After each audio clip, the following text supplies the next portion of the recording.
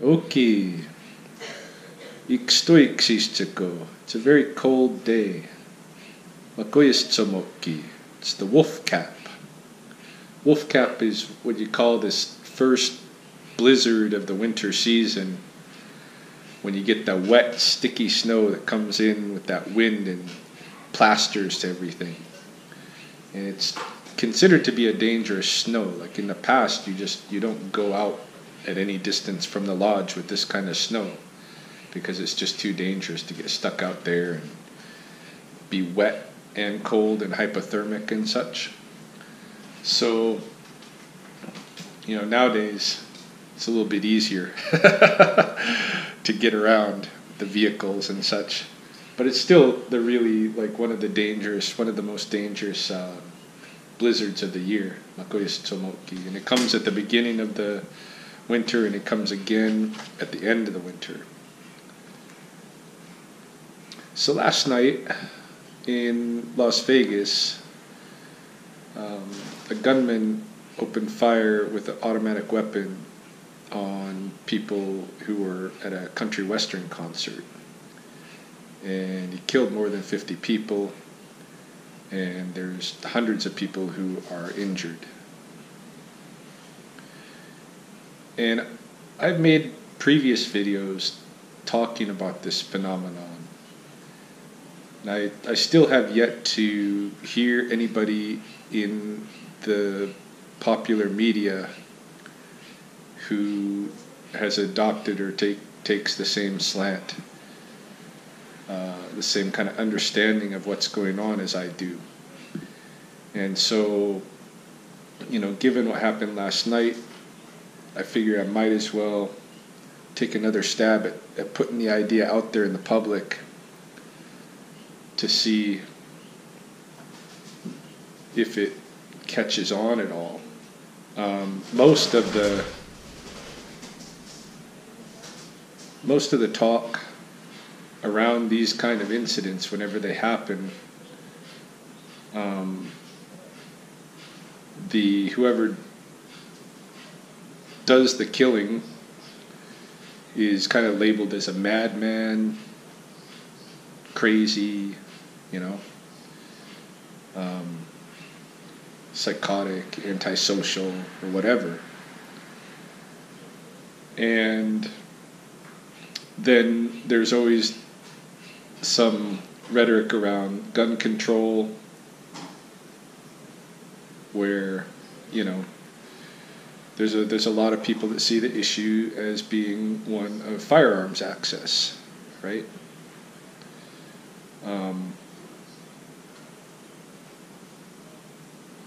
And then there's another part of the discourse that hones in on the influence of the media on people's behaviors. So does exposure to a lot of violent video games or a lot of violent movies or a lot of violent music, just violence in the media, does that play a role in bringing incidents like this about?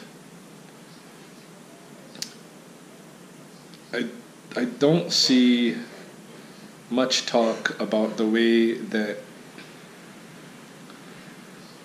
to me, this is obviously a suicide trend. It's an increasingly popular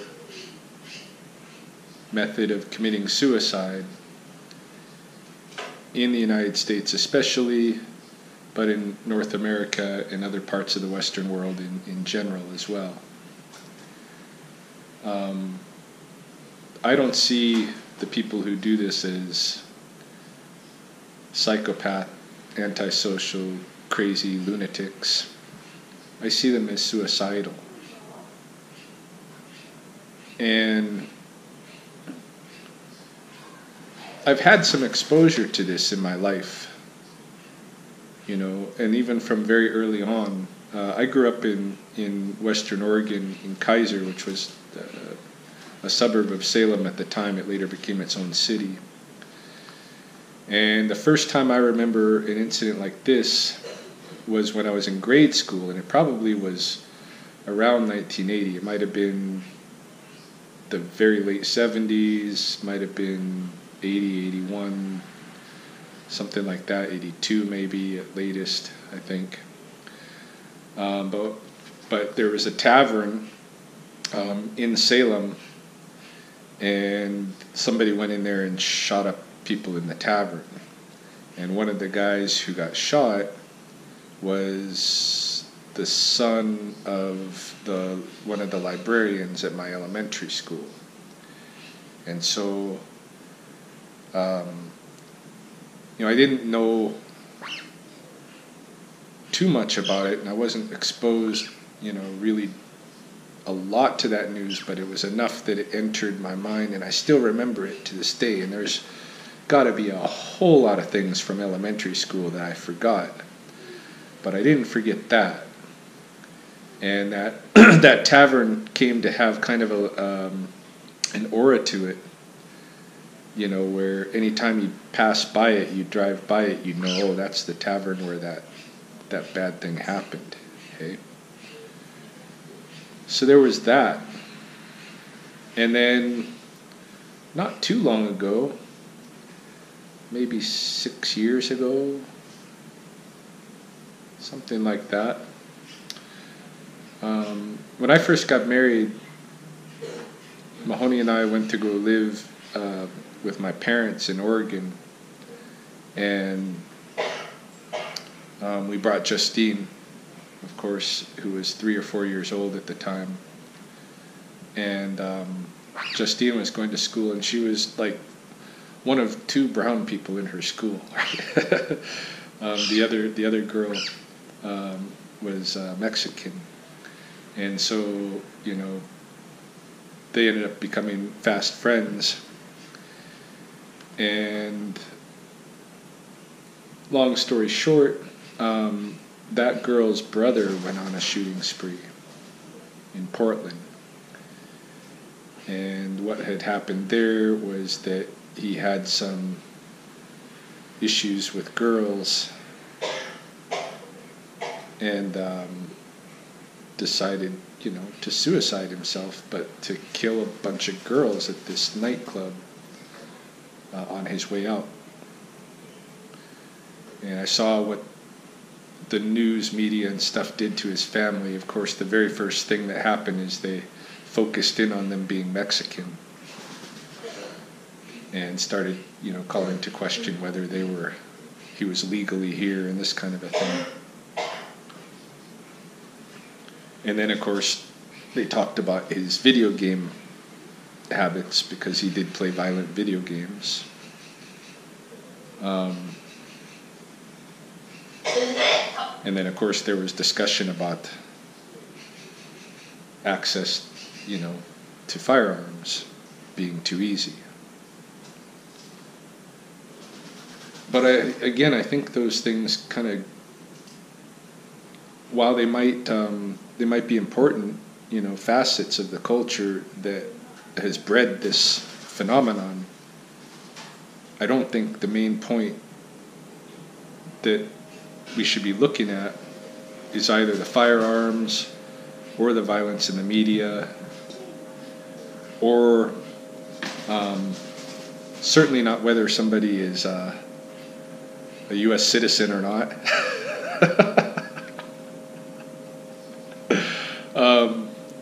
Well, maybe if they're, if you suspect that it's an actual terrorist suicide, where it's being done as an ideological thing. But they knew that wasn't the case with this. They just wanted to persecute people for being Mexican. But they seem to miss what I think is really the crux of it, the really important thing, which was that this kid got suicidal because he had some girl issues. And I think when you look at the phenomena in general, you look what happens. I think it's really obvious. It's just blatantly right there, but somehow we miss it. That this is an issue of people being unable to, or deciding to to no longer cope with their social isolation. They decide to kill themselves because of their isolation, perceived or otherwise. But we do live in a modern culture where people are extremely isolated. You know, our families are isolated inside of homes, and individuals within those homes usually isolate themselves within rooms. I mean, even the architecture of this culture calls for isolation. And certainly, you know, the kind of the structure of the society in general, we don't have very many occasions where we come together to communally eat, where we come together to visit. Whereas in a lot of cultures throughout human history, that's been an everyday thing. You always eat communally. Sit and visit. Enjoy one another's company. Throughout most of human history, you knew everybody in your village pretty intimately. And when you look at it that way, what we've evolved with compared to where we are right now, there's been a really drastic change in a really short amount of time, where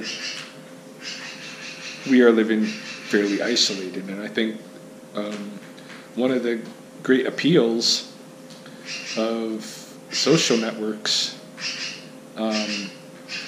is that it's helping us to break out of that isolation in a virtual way. You know, it's helping to bring together communities, again, spending time with each other, but in a virtual way. And I think the crux of it, like what is at the very base of this mass shooting phenomenon that is going to continue, is that isolation. And so what happens is that the person who has felt so isolated that they're ready to kill themselves is going to take out social members with them, because it's everybody's fault that they're in the position that they're in. This guy, I don't know the backstory to this guy from Las Vegas, but from what I've heard, he lived in a retirement home. So this is and a retirement home is another level of isolation.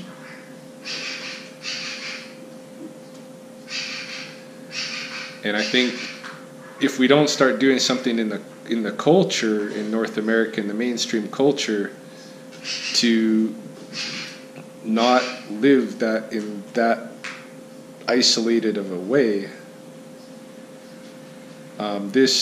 this kind of form of suicide is going to continue to become increasingly popular.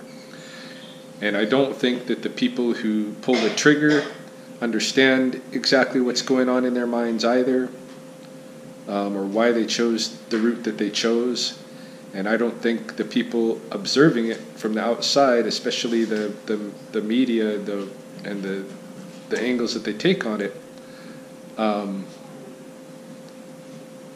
really understanding the source of what's going on.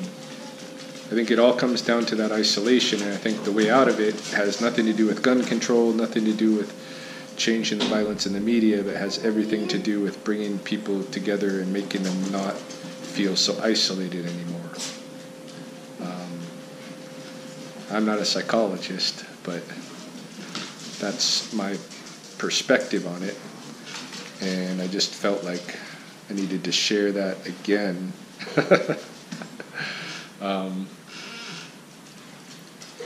Because it's a good time to talk about these things.